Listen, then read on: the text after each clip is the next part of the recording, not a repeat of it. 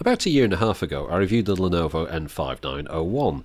It was one of the first mini wireless controllers with a keyboard for use with a home theatre PC. Well, there's still quite a lot of interest in that video. It gets almost 5,000 views a month still on YouTube. And since I recorded that, Lenovo came out with an updated model, the 5902, so I thought it's only fair that I should get one in and do a review for you. So here it is. If you haven't seen these in the shops, it's no surprise. I had to buy this one through eBay and it came all the way from China.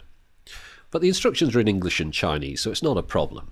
If you notice on the right of the box here, it says the various versions of Windows it works with, but it doesn't work with Macs or anything else.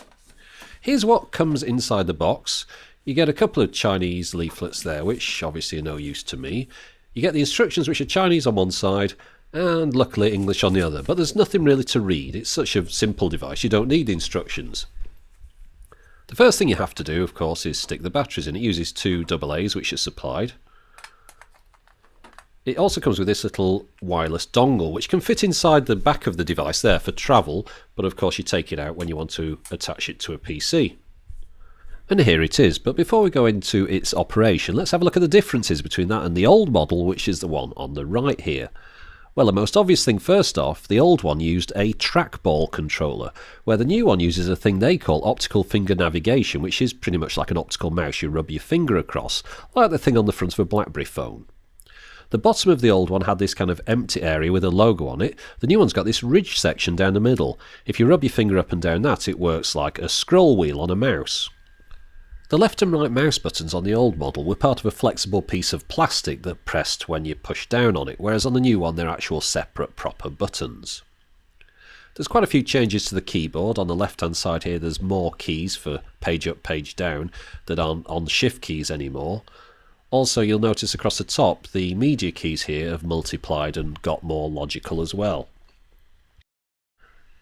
The enter key on the old model was an oblong piece about halfway up on the right, whereas on the new one it's at the bottom right hand corner. Easy to find.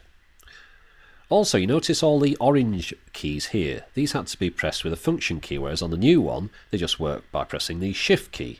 And you'll notice on the cursor arrows here, that's the old one. The new one has got a pimple on the down so you can find it easily in the dark. And notice also the reflection of the old one. It was a kind of glossy coating that got fingerprints on it, whereas the new one's a matte coating, much nicer. This is a big change though. This is what everyone wanted. The new one's got a backlight on it and the old one didn't. And that makes it all the more useful for using in a home theatre PC environment. Unfortunately, the dongle hasn't been improved. Even though it's blue, it isn't Bluetooth. It still needs a dongle to operate, so you can't use this with other devices. It has to have that dongle plugged in. Now, the dongle does automatically install on whether it's on my old XP machine or my newer Windows 7 machine. The drivers load up immediately and everything's available to use in seconds, but you can't use it with a PlayStation 3, of course, or my Apple Mac Mini, which I'm using as a home theatre PC, or even my iPad. If it was Bluetooth, of course, you could do that. Everything on the 5902 works really well. The optical finger navigation is responsive, and also it lets you click it to do a left mouse button selection. In order to preserve battery life, the backlight only comes on if you have the on-off switch in the middle position here. There's also this backlight button on the front next to the spacebar, but I don't see the point of that button because the backlight will illuminate whichever button you press on the keyboard as long as that switch is in the middle position, and then after a few seconds, if you don't press another button, the backlight will go off to preserve power again. Now I just thought I'd show you what it looks like in use with a computer. The optical finger navigation thing, of course, you use with your thumb, and I've found you do have to do a lot of quick swipes across it to get the cursor to move all the way across the screen. It's not like a trackball where you could kind of whiz it and move it a big distance all in one go. Now if I want to move that folder into the other folder, you can't do it one-handed. Now you couldn't with the old device either, but I just wanted to show you. You can click it down and move it a little bit with the optical finger navigation, but only a centimetre or so. If you want to move it properly, what you have to do is use both hands. Click a mouse button with one hand and move it with the other one. Now that scroll wheel device works fine. It works exactly as you'd expect it to, just like a scroll wheel, surprisingly enough. And that's possibly one of the best features of this, because the other one was really missing out on that. It was hard to do a lot of things like browse the internet without having a scroll wheel. The optical finger navigation thing, I like the way it clicks, but I can kind of take it or leave it, because I did like the trackball, the way you could kind of move it around and whiz it across your screen in one go. The keyboard is pretty much the same as the other one, other than the layout, of course. The actual feel of it and the keys are the same, which is fine. There's nothing wrong with the other one.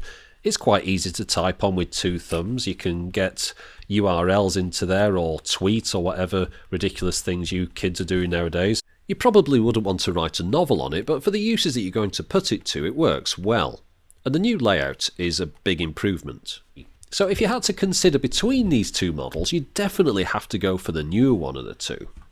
It's improved on the old model in pretty much every way. It's almost as though Lenovo looked at the old one, went back, and fixed all the faults.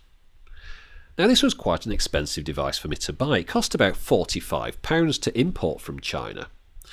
And that's expensive when you compare it to something like the Re keyboards, which run at about £26, and they've got Bluetooth as well. So, in the interest of finding out which is the best home theatre PC keyboard, I've gone and bought one of these as well. It's due to arrive in a few days, and we'll do a bit of a test on that as well.